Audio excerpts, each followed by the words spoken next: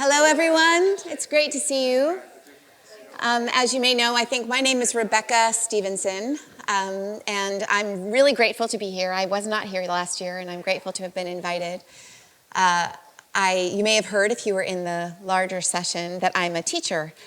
I've been a teacher most of my adult life. I took some time off in recent years to write, and then I studied and earned a master's in analytic theology at the University of St. Andrews, and most recently have returned to the classroom, and I teach 9th and 10th grade students theology.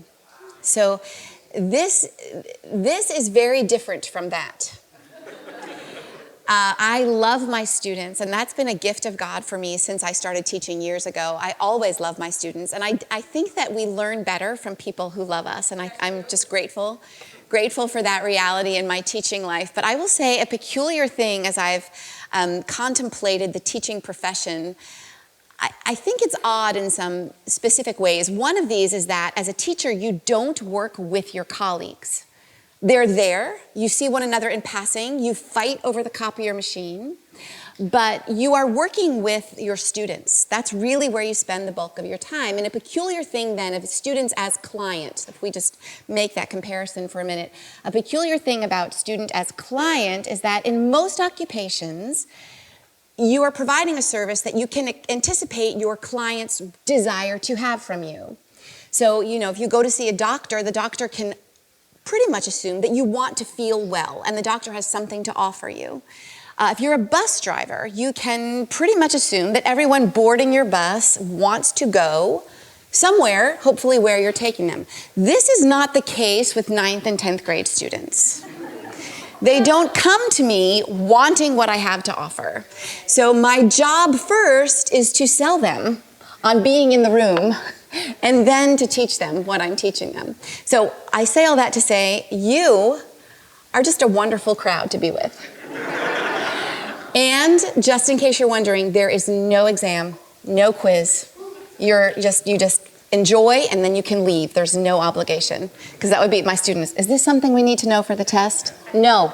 You don't need to know this for the test because there is no test. Anyway, yes, I'm very grateful to be with you. And as you know, my topic tonight is the human imagination, creativity, and apologetics.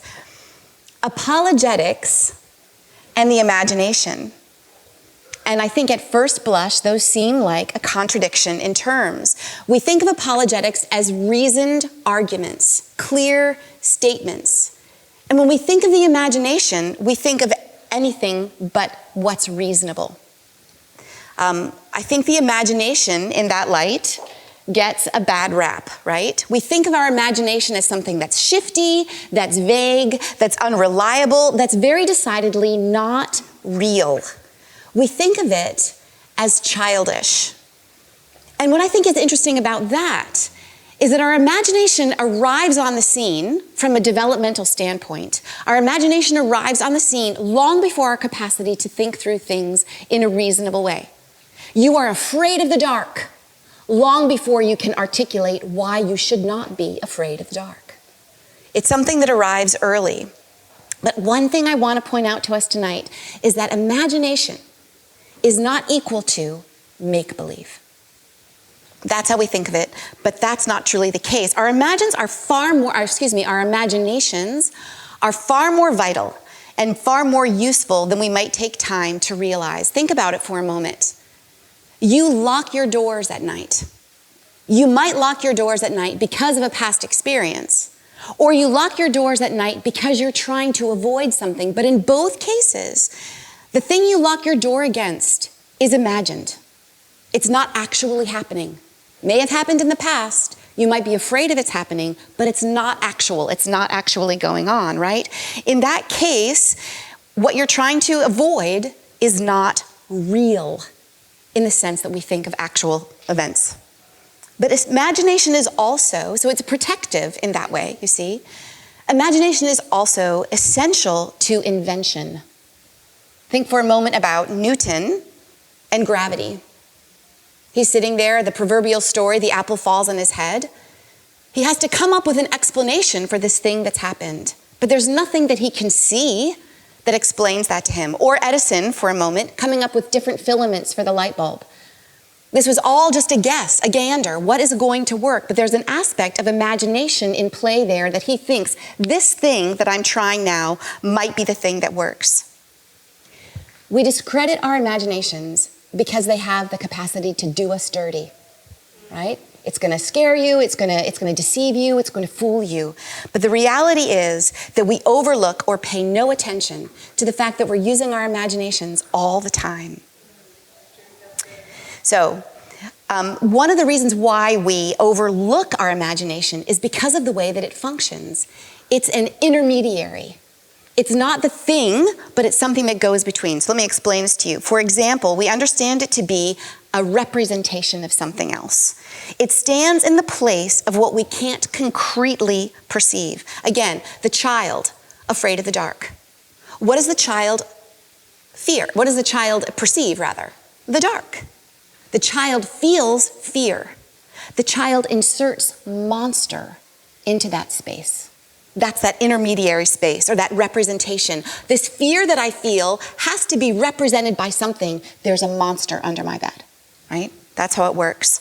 The same thing is true when you are imagining something that you might like to enjoy. We're in Florida, so maybe some of you have never been sledding or you have once enjoyed sledding, but the idea is that none of us is sledding right now. And all of us each of us is in some capacity imagining sledding right now. And you know that you can enjoy it because of that imagination, but it's just a representation. It's not anything that's actually going on. I can tell you right now, none of you is currently sledding, and neither am I, right? The other thing that imagination does, or another way that we overlook it, is this idea of its being mediating. So it communicates to us in that in-between space. I have this marvelous dog named Gretel. You might not think she's marvelous, but that's how I love her, so she's marvelous to me. She understands the word walk. Her past experience of a walk is concrete. She has gone out with me. I've let her off the leash in a safe space. She runs. She has a wonderful time. The word walk is just a construction, as are all words, of consonant and vowel, right? But her imagination, and I had to think about this, do dogs have an imagination? The answer is yes. I say to her, walk. She knows exactly to be excited, right? Her imagination is at work there. It's not going on, but she knows what's coming. And by the way, for that reason, when I'm going to walk the dog, what I say to my husband is, I'm going to perambulate the canine. This is what I say, because she doesn't understand perambulate, and she doesn't understand canine, and that way I can put on my shoes in relative peace. If you have a dog, you understand how this works. If you have ever had a chance to listen to the Udo podcast, which is hosted by Dr. Gould, you might get to visit some of his episodes on imagination. He gave a great definition in one episode, and I just want to share it with you here. That definition is this: the imagination is a faculty of the mind which mediates, that word I've used, mediates between sense and intellect, and between the human mind and the divine mind for meaning and inventing. So let's think about this for a minute, this idea of sense and intellect. Again, my dog recalls the senses of walking, right? She's got that idea of walking, that sense of it. She's smart. She's decoded the word walk. And the imagination goes between and fills in the blank. She gets excited. Or, for example, this idea of fear of the dark. Here's the darkness, here's the fear. And the monsters are what mediates. It explains why I feel afraid of the dark. But in the same way, imagination mediates between the human mind and the divine mind. So we have this concept of general revelation, the idea of the stars in the universe or the veins in a leaf. You might look at a leaf and study it, and you see those veins. They're real and they're concrete. They're right in front of you. And you have a sense of awe or wonder. And that space in between is this understanding, oh, there's a creator. Somebody made this. Or the concept of the universe, right? We have this concept, the notion of the galaxies and the stars, and we have a sense of awe and wonder, and we fill in that space with this understanding, there's somebody who made this. That's the work of the imagination. But we don't just use our imaginations with that kind of general revelation. We use them too in Scripture, and actually Dr. Ward made reference to this. Think about Christ. How does he explain the kingdom of heaven? I like to imagine him trying to parse it for his hearers. The kingdom of heaven is like, let me give you an image so that you can understand what I'm talking about. Or think about the people of ancient Israel. There were about, in some scholars' estimation, 1.5 million people who were led by Moses out of Egypt into the promised land. But for centuries, God said to his people, remember, remember. They weren't able to remember, they hadn't experienced it. So he's asking them to employ their imaginations. Take the story that's been told you and relive it in your mind. There's so much about our imagination that God asks so that we can begin to grasp who he is, because we can't see him. As Paul says to Timothy in 1 Timothy 6:16, God, the blessed and only ruler, the King of kings and Lord of lords, who alone is immortal and who lives in unapproachable light, whom no one has seen or can see. And yet he invites us into a knowledge of him. This is my sinking, secret suspicion why imagination is given to us before reason, so that even in our earliest years we can begin to conceive of the one who made us.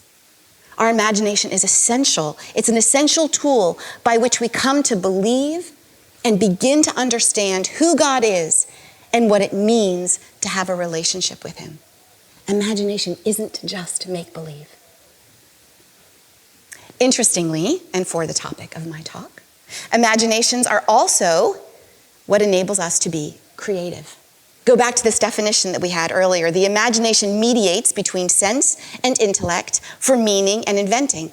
All creativity is invention, bringing something out of nothing, right? But creativity can also be the making of meaning. So I'm going to date myself here. I don't know how many of you are fans of Billy Joel, but I was raised on a steady diet. In 1982, he came out with an album that included a song called Allentown. Allentown is a town in eastern Pennsylvania. I was raised in Pittsburgh, which is originally a steel town. And his song Allentown is about the frustrations and the efforts of people in the steel industry who are struggling to make a living. Billy Joel grew up in Oyster Bay, New York, and he became a musician, a successful one at a young age, and he lives on eastern Long Island. He's never worked in a steel mill, but he wrote a song that became an anthem for workers like those who worked in the steel mills in Allentown. It's a work of his imagination, but he created meaning for their frustration, their labor, and people's failure to appreciate what they brought, what they offered. Another example of this would be Harper Lee's To Kill a Mockingbird. Wonderful novel published in 1960. Creates for us so much understanding about the injustice faced by formerly enslaved people in that part of the world, and also helped us understand what it means to love people that we might otherwise overlook. She created meaning of that in marvelous and multidimensional ways in that book. Tim Keller says in his essay, Why We Need Artists, and it actually might be a book, I don't want to misrepresent, but he says that artists reveal something about the greater reality in an indefinable but inescapable way. The greater reality, right? That concept up here, we have the concrete here, and the artist, using imagination, is the go-between in that space to help us understand, to bring meaning. The beauty of this is that we are made to create. It's what we're made for. We're made in God's image, and what's the first thing that we see him do in Scripture?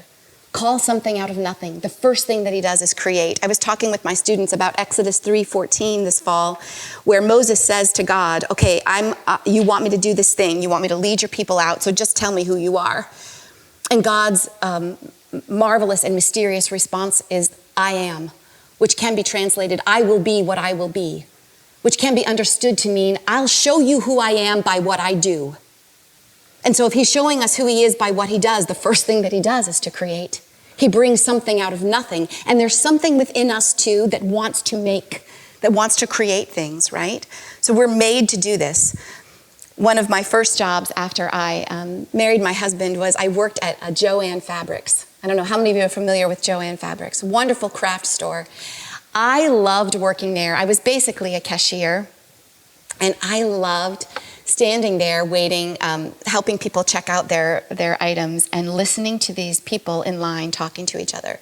They were almost all women who came into the store, and at that time, this was in the early 90s, there was this popular thing to buy a sweatshirt and buy a piece of fabric. And does anybody remember this? You would cut out the fabric and you'd put some kind of iron-on stuff between the fabric and the sweatshirt, and you would iron the image onto the sweatshirt, and then you would outline it in puffy paint. And then you would wear it.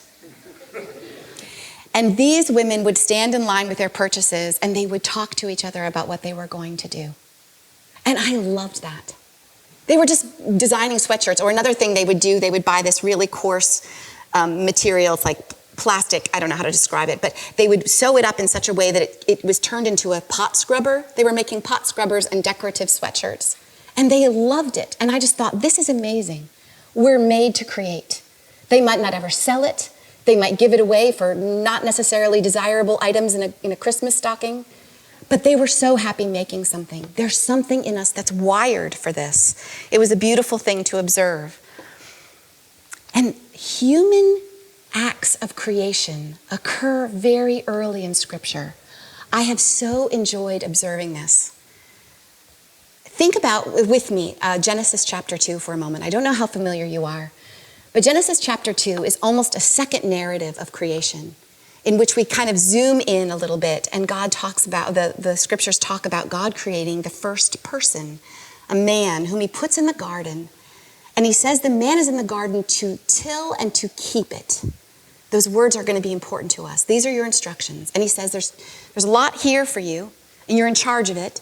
But there's these two trees. There's a tree of life, and there's a tree of the knowledge of good and evil. Don't just leave it.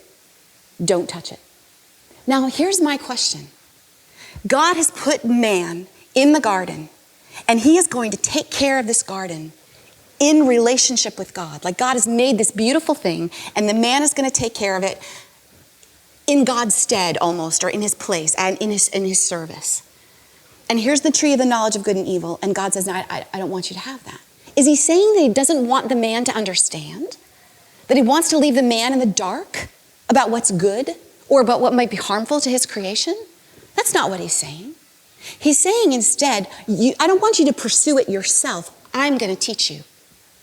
Okay, Rebecca, how do you know that? Well, watch what happens. God then, so off goes the man, not touching that tree, enjoying these trees, taking care of these things. Here I go. Beautiful place, happy, happy times.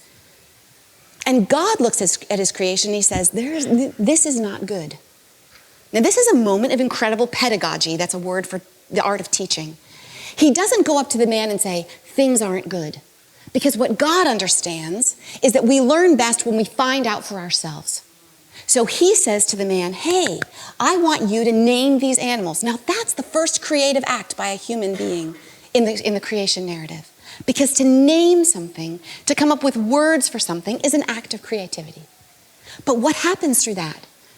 Adam starts naming the animals, and he comes to the realization that God wanted him to come to, which is that something isn't good. And the thing that isn't good is that he doesn't have a suitable partner. God perceived it, doesn't tell Adam, has Adam find out for himself. Adam grasps it, and then God goes, but wait. Adam falls asleep. God takes the rib. God makes the woman. Adam wakes up to a goodness like he's never known before. Second creative act in Scripture, Adam writes a poem. It's a response to the beautiful goodness that God made. So creativity, the things that we make, come out of a response of the goodness of God. But that's not how it works.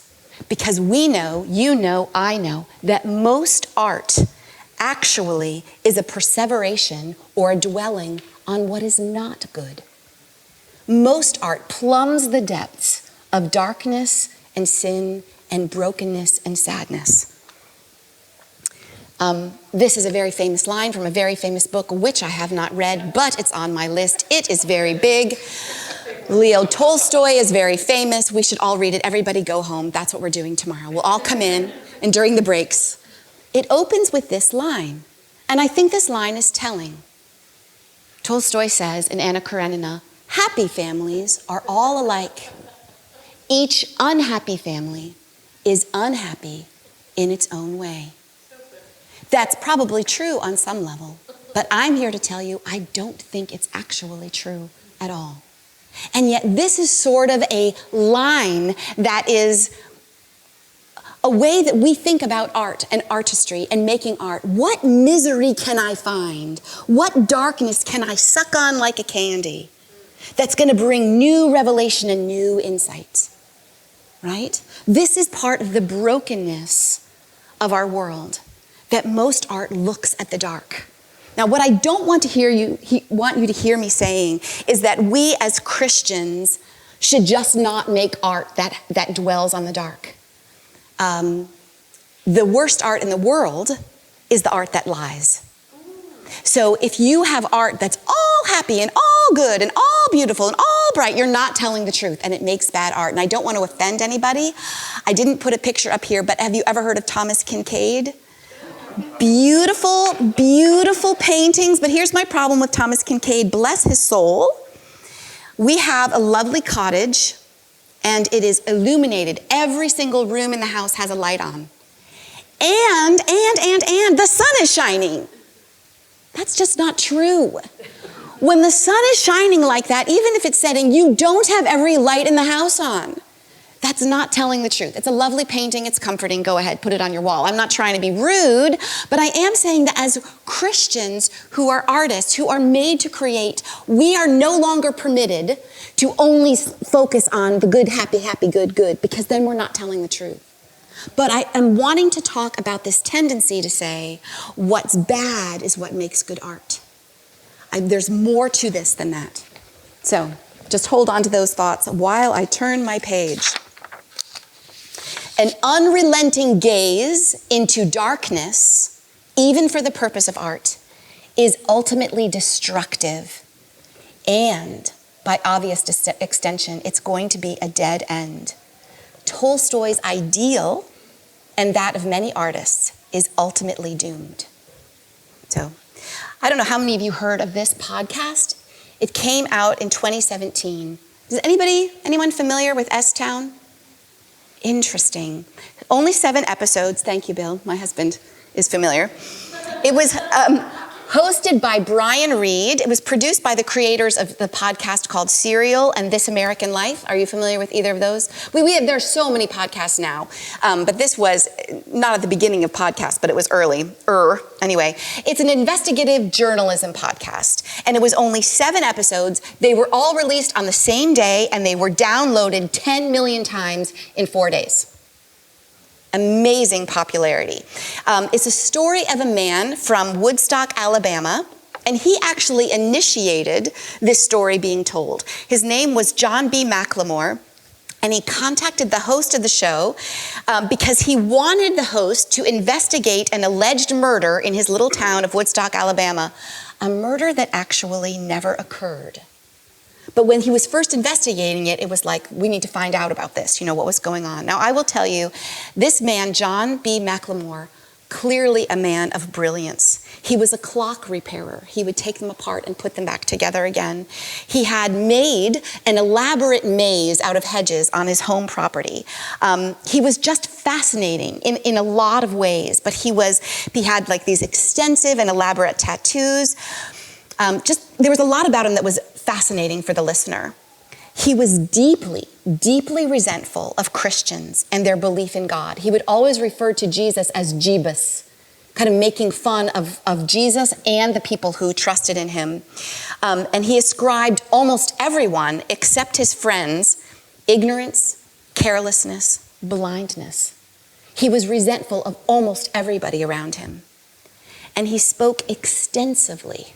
So he's interviewed a lot in this podcast. He spoke extensively of his fears regarding climate change and economic collapse. He was sure of the doom of the world.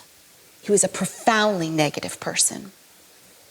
Now, the podcast was being written in June. I say it was launched in it came out in 2017, but it was being written still in June of 2015 when John McLemore committed suicide. And they went ahead and finished the podcast, talked about him posthumously, including the fact that he had taken his own life. And there was a great deal of controversy following this about the story's production, releasing it after his death. It was voyeuristic, it was opportunistic. They hadn't gotten his permission to do all of this. But the audience was completely riveted by this man and the world he lived in, particularly as he described it.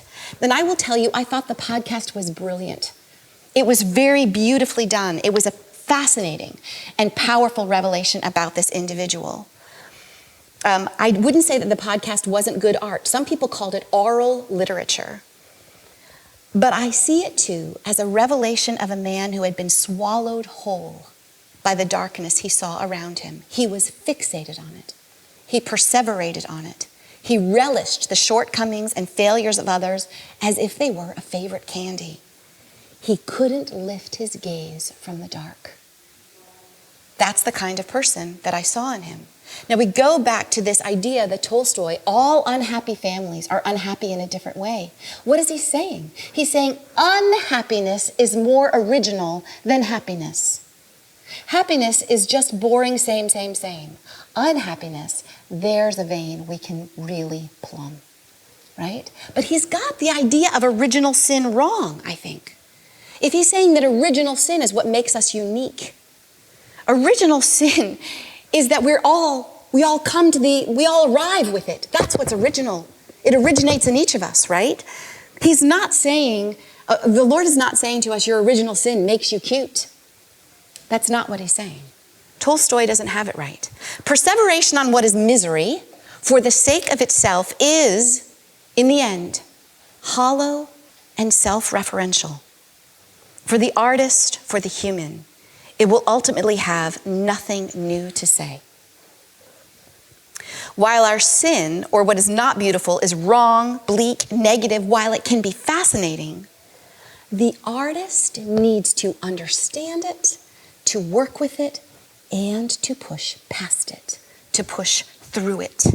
We have to find out what it has to say, right? So here's the darkness. Here's our hope. What do we put? What do we imagine? How do we understand what this means that we can fit into that space?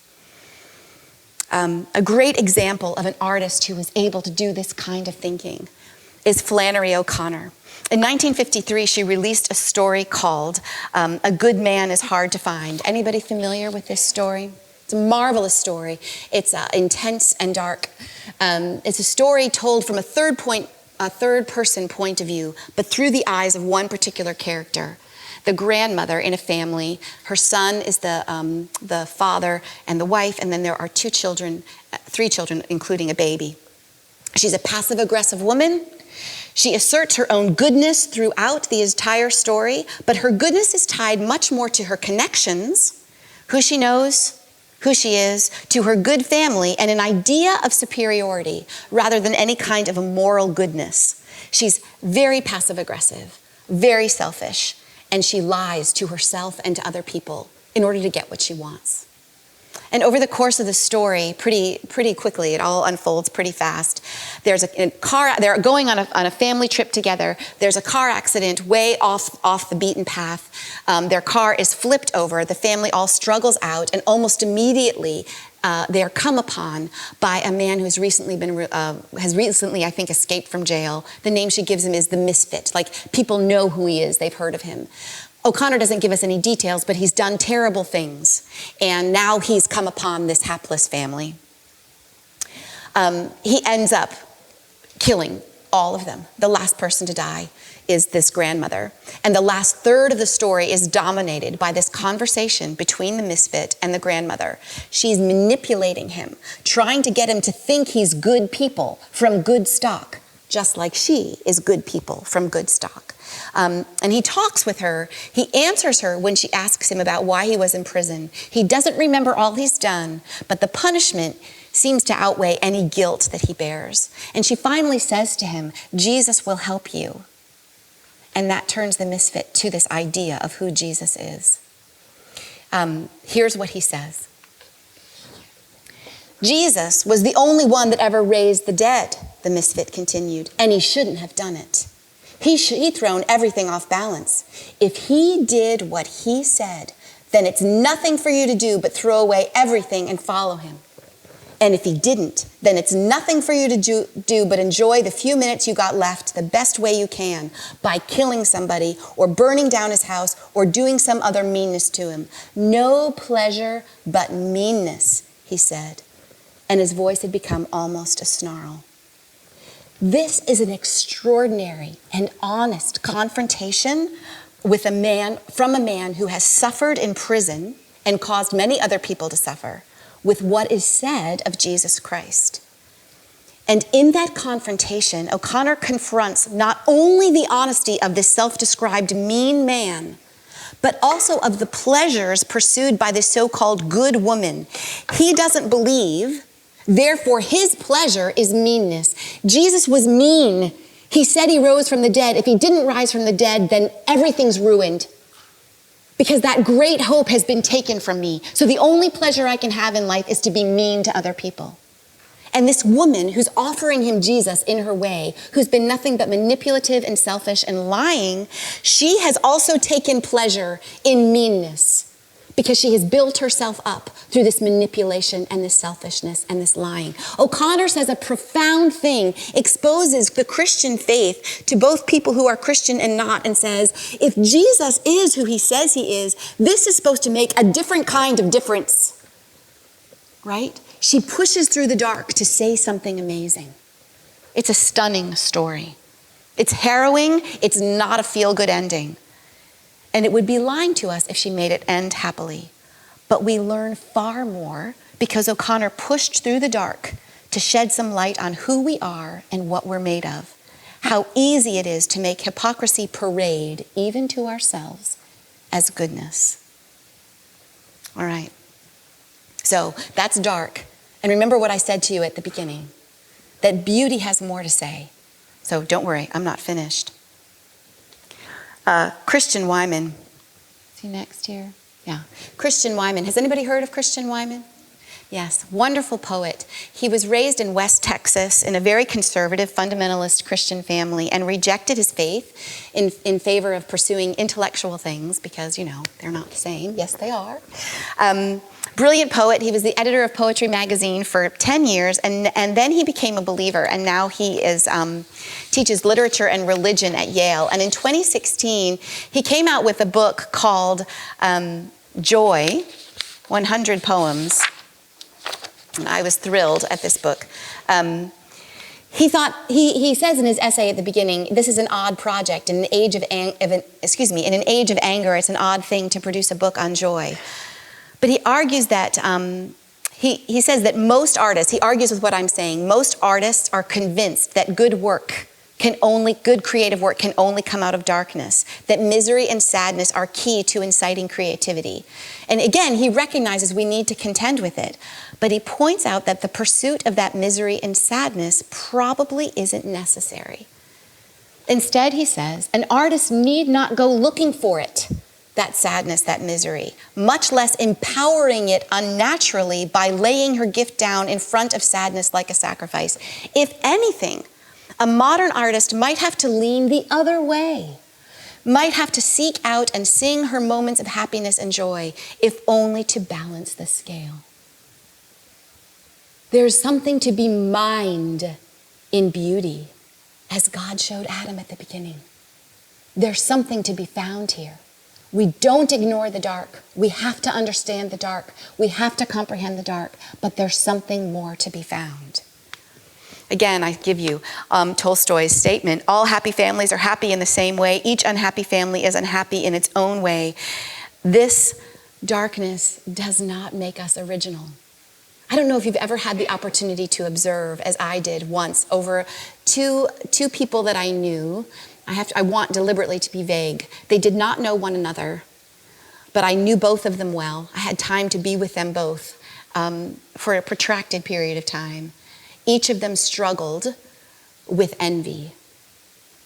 And what was amazing to me was I knew the first person dealing with envy, and I watched how it changed her. But I didn't know at first that envy was the issue. I just knew she was troubled, and I saw how it affected her. And then I knew the second person, and I was so amazed at how much she was like the first person. And then I realized, oh, they're dealing with the same thing. Here's the thing about sin. It is profoundly unoriginal. Our enemy is not creative. John 10:10, the thief, what does he do? He comes to rob, kill, destroy. Nothing creative about any of that, right? 1 Peter 5:8, our enemy prowls around like a roaring lion, seeking whom he may devour. There's nothing creative in any of this. There's nothing creative in devouring, only death, only destruction, and then ultimately to feed itself. We are given a broken world. We are given an awe of a beautiful God. We are given an imagination to create and help people reach the beauty out of the dark. In the same way, in the end, all sin is relentlessly the same. The darker it gets, the more same it gets. The path to it might be different, but ultimately it looks the same, lifeless and soul-destroying. Simone Weil, I don't know how many of you, anybody familiar with Simone Weil? And a 20th century intellectual and activist, she says this, I absolutely love it. She wrote, imaginary evil is romantic and varied. Real evil is gloomy, monstrous, barren, boring. Imaginary good is boring. Real good is always new, marvelous, intoxicating.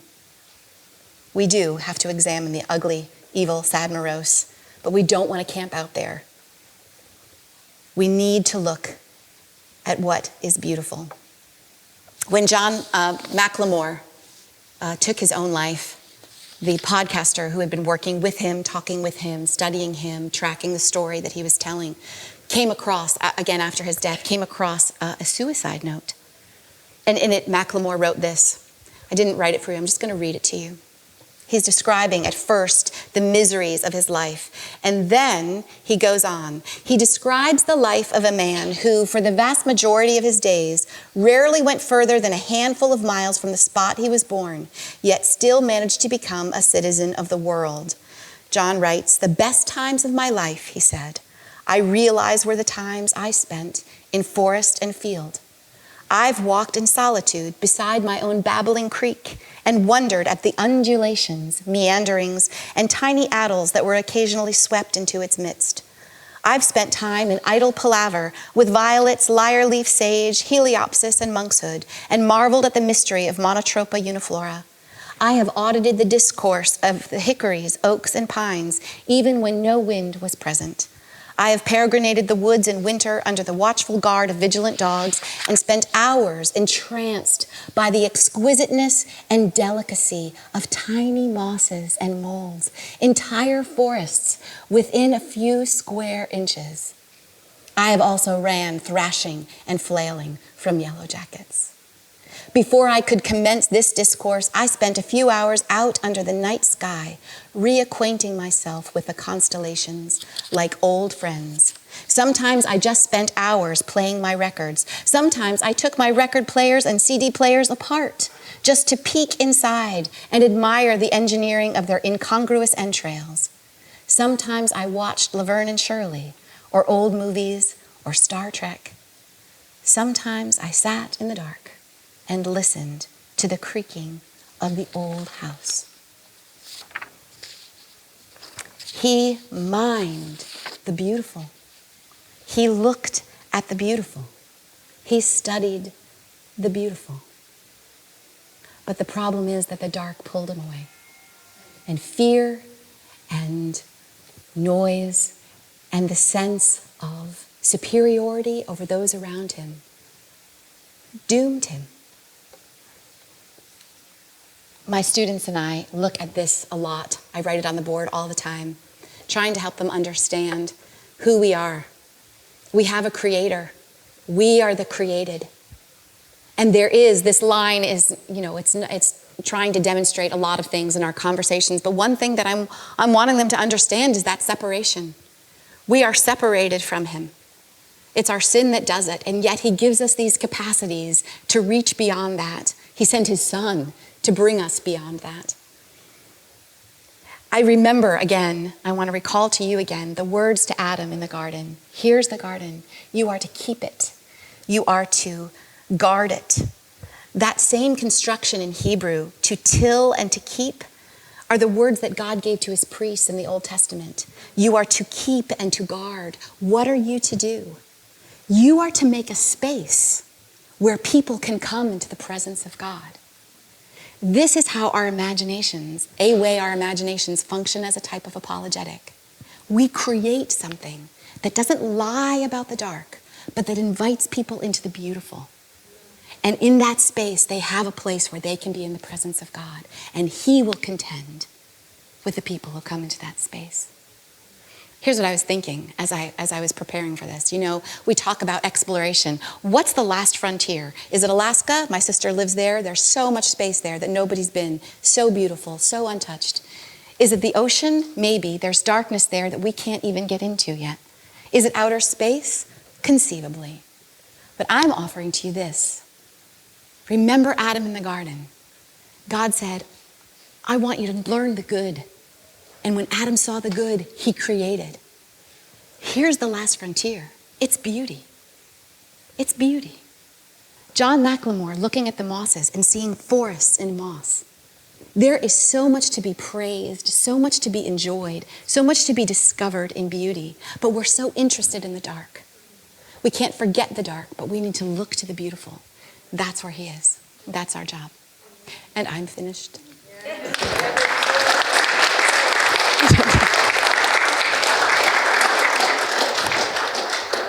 And I'm happy to take questions from anyone who has a question for me. I will answer if I'm able. And if I'm not, I will say so. Any artists out there? Oh, yes, Ethel. Yeah. Will you share a little bit about how creativity and imagination as Christians can help us help the world, help us solve some of the problems in the world? Yeah, I guess specifics. I think, again, thank you, that we, in creating the beautiful, we invite people into thinking about things they haven't thought about before. And again, it's so important that we're faithful to address what's dark, not lie about that, not pretend that that's not true, but to show them the hope. There's such a need for hope. And I honestly think that, where we become such a divided society, I honestly feel like in some cases the art is a far better messenger. There's a far better receptivity for it because it's disarming. I mean, it sort of goes to what Dr. Ward was talking about. Lewis doesn't say it flat out because when he says it flat out, you're only left with that construction of a vowel and consonant, that sentence, those phrases. But when we say it metaphorically, there's space for people to come in and say, oh, I understand. And even to understand it in their own way. Nonetheless true, but a slightly different interpretation. Yeah. Yeah. Thank you so much for being here. You're welcome. My question is, what is a book that ripped your face off? It was so amazing. Like, is there a book, top 1 or top 3? Because I loved hearing you speak, and I know you're an amazing leader and speaker, so I know you're a reader. So I'd love to hear what you're reading. And in my stack, do you guys have it too? Like that, it almost makes me weep sometimes. I look at it, I'm like, I'll never get there. So a book that really changed me was The Grapes of Wrath. Really? Profound book. Yeah. I mean, you have to have patience, but it's worth it. Really, I think that was one of the first ones that I read that I thought this kind of changes the way that I look at the world. And it's such a great example, actually in tandem with what you asked, Ethel, because what Steinbeck did in that book was to make me look at and understand poverty in a different way. Right. And I needed to because I had not been needy. And so I could imagine the plight of these people, and I loved these people, right? A good artist, if writing a novel or making a film, you create people that people like and care about, and suddenly you see that person differently and their plight differently. Yeah, and To Kill a Mockingbird too. I mean, I love that book. I've taught it so many times, and it just, Boo Radley forever. Yeah. Have you heard the J.K. Rowling imagination speech at Harvard commencement? I don't think so. I don't think I have. You got to YouTube that. Yeah, you have? Oh yeah, sorry. Can you pass that to her for me? Thank you. So I used to study art, but do you have any advice for artists that actually, I kind of went through this too, where when I created something, rather than glorifying God and being in awe of God's creation, I ended up getting into a hole of glorifying myself and my own skills. How do you go about that kind of conflict? That's such a great question. So I'm a novelist. I've written one novel, and it's amazing how much that temptation is there. I think that it comes so close to the artist because what you're doing is so precious. God wants us to create. We're made for that. And so the enemy is right there. I don't know how to talk about obedience and faithfulness to God except that it's so daily. There was never a time that I sat down to work on the novel or the work of nonfiction. But that feels less artistic to me. It's not less, but the novel, it's just a different kind of creative thing. That there was multiple times, every time sitting down to the work, and then as I did the work, not me, you, not me, you, just over and over again. It's a sweet discipline. It's a simple discipline. It was a tremendously helpful discipline. I think it's abiding. You know, when Christ says, you abide in me, for me, abiding has to happen over and over and over again. I don't wake up and fix and off we go. I all day long am returning. And I think that a creative process bathed in that. And part of that process then is also saying, I can't care about the outcome of this book. Always my work, this work that I'm doing right now that I so love, the outcome of this work is none of my business, except that I would be obedient in the next work that he gives me. I think that when we fix our eyes on what the result, we hope the result will be, that is none of our affair. I might not be here tomorrow. My job is faithfulness to him today. Yeah, I hope you return to making things. Yeah. Anybody else have a question? Yeah. Matt. Hi. What is one book, TV show, and movie recently that you think demonstrates the beauty of the gospel or helps people to see beauty and helps people to see Jesus? Do I have to answer every category? Yes. Okay. Book. Oh, I'm so excited. Okay. No. Well, the movie might be hard because I've just been off movies lately, but Piranesi by Susanna Clarke. Have you read? Anyone read? Blew my mind. Piranesi.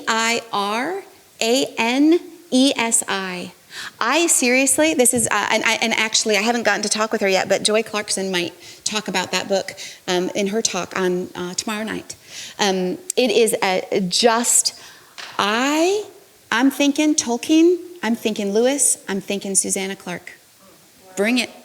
We need more literature like that. Blew my mind. Love. TV show, The Bear. Have you watched it yet on Hulu? Anyone? Oh, my Lanta, right? Oh my gosh. No, it's called The Bear. It's on Hulu. You have to stick it out, friends. Just stick it out. Chaos. Oh, I did love Succession too, but not as much. I think The Bear is far more glorious. But believe me, there's an endurance game to The Bear. But just do yourselves a favor. Just I'm not saying anything else. I really don't like to give things away. You know what I mean? Recent movie. Where's the bear? On Hulu. Again, of bad words throughout. Copious use of bad words. Very short words, lacking in imagination. Short, bad. Short, bad, consistent. It's worth it. Push through. It's kind of like, you're looking for the beauty. You kind of got to go through the dark. Movie, Matt. Oh, you didn't tell me to study before. I do love the movie Magnolia, but that's old. You're looking for new. Can I answer later? Okay, sorry. I'm drawing a blank. I feel like I'm failing right now. I love movies, but I just, returning to teaching, yeah. So I'm curious what you think of, I believe, Lewis's description of the one true myth that runs throughout all the grand stories that we might love. What is your thoughts on that and how imagination helps us to grasp it in different ways? So I'm not familiar with that, definitely. Oh, okay. Yeah. Can you share it? I'm sorry. No, I just might not do it justice, but Gotcha. Basically, walking with Tolkien in the garden revealed to him through conversation of, like he was obsessed with, he really liked Nordic myths Yes. and whatnot. And then Tolkien was, suggests the idea of throughout these, there's the one true myth, meaning the gospel of Jesus. Yeah, I think it's true. I think that that's true, that there's this one story and that we all love, that we long for. I really think that's true. I have a family member who's not a believer and an artist, and he's so impatient with that notion. But that's where I would say we haven't yet plumbed the depths of capacities to tell that story in different ways. There are so many ways to tell that story. The idea that there might just be one sounds boring and unoriginal. False. The ways to let's keep trying. Like, that's my point. Like, let's keep trying to find ways to talk about it. New ways. Yeah, absolutely. Yeah. And thank you I've heard that name, and just another thing I need to read. Thank you. I'm an engineer, and the things I create aren't always or can't even be the most beautiful. So I was wondering what insight or advice you would have for somebody like me. Oh. Well, I would first point you to John McLemore, who took his CD players and record players apart. I think there is a beauty there. I think that so much of the time we don't see beauty because we're not looking for it. I think there's a beauty in precision. There's a beauty in efficiency. I think that we're called to find beauty. I think when Jesus says to love others as you love yourself, he's actually looking for us to find the beauty in somebody else. But it's another way of looking at it. And so I think some of it has to do with the gaze and how you conceive of it. Now, I'm not an engineer, and nobody wants me to be an engineer. And so I don't know what challenge you face in that regard, but I think that, again, efficiency and precision and problem solving, there's real beauty there. And I also think that we see what we practice. And that's true in seeing beauty in other people, and that's true in our work. When I went back to work, when my children were very young, I didn't want to go back to work yet. And it took me a year to learn to say to the Lord, thank you for giving me this work to do. Thank you for giving me this work to do. And I became so grateful for my work. And I think that happens too in looking for beauty. Like, we practice looking for beauty, and the more we practice looking for beauty in other people, the more we see it. So I would encourage you to enjoy those aspects of your job that bring you joy, and I bet you, like, deliberately, I bet you'll start to find more, because that's what God loves. That, and the work that you do is his work. You are subduing and filling the world. Thank you for doing that, especially because nobody wants me to be an engineer or go to budget meetings. No. Horrible.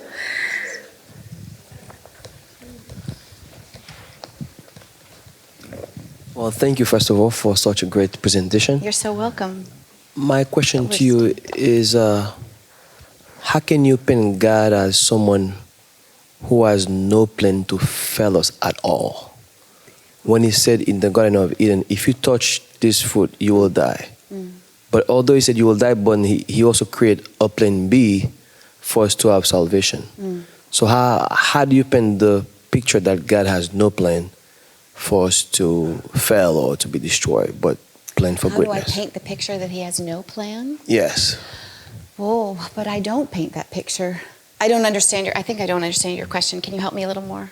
How can we show that God has... how can we show that he has a plan? Yeah, that no one can fail unless they choose to fail. Oh.